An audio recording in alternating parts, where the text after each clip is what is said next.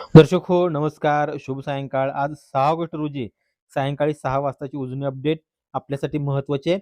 दौंडची आवक कमी झाली आहे. दौंडची आवक कमी झाल्यामुळं उजनीतला जो विसर्ग आहे, तो भीमण्याच्या पात्रामध्ये सोडण्यात येतोय. तो सुद्धा कमी केलाय. मात्र वीरचा विसर्ग वाढवण्यात आलाय. त्याची सगळी अपडेट आपण या व्हिडिओच्या माध्यमातून पाहणार आहोत.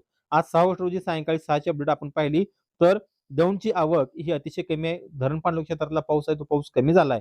जी आजची 6 ची आवक आहे, त्यामध्ये 28,241 क्युसेक्स हा दौंडचा विसर्ग आहे आणि धरणाचा एकूण पाणीसाठा जर पाहिला आपण तर 116.88 टीएमसी असून उपयुक्त पाणीसाठा हा 53.22 टीएमसी आहे आणि धरण टक्केवारीमध्ये 99.34% इतके भरले. इतर जे विसर्ग आहेत ते विसर्ग त्या ठिकाणी कालव्याचे असतील, बोगदे असतील ते सुरूच आहेत.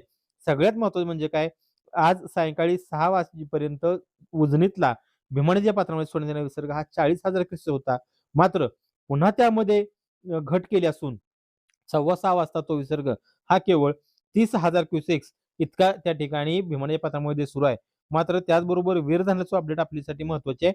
2:30 वाजल्यापासून वीर धरणातून निरेच्या पात्रामध्ये विसर्ग सोडायला सुरुवात झाली आहे. सायंकाळी 5 ची जी आपल्याला माहिती मिळाली आहे, त्या 5 च्या माहितीनुसार वीर धरणातून नीरा नदीच्या पात्रामध्ये तब्बल 15,000 क्युसेक विसर्ग हा त्या ठिकाणी सोडला जातोय.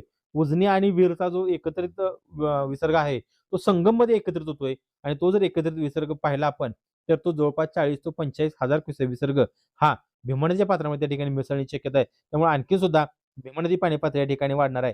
4 वाजता जर आपण पंढरपूरमध्ये भीमा नदी पाणी पातळी पाहिली असेल, तर तो विसर्ग हा 49,299 क्युसेक होता आणि मात्र त्याच वेळी सुद्धा 4च्या दरम्यान हे 5 वाजता संगममध्ये जर विमानाचा विसर्ग पाहिला असेल, तर तो संगममधला विसर्ग सुद्धा 48,540 क्युसेक्स आहे.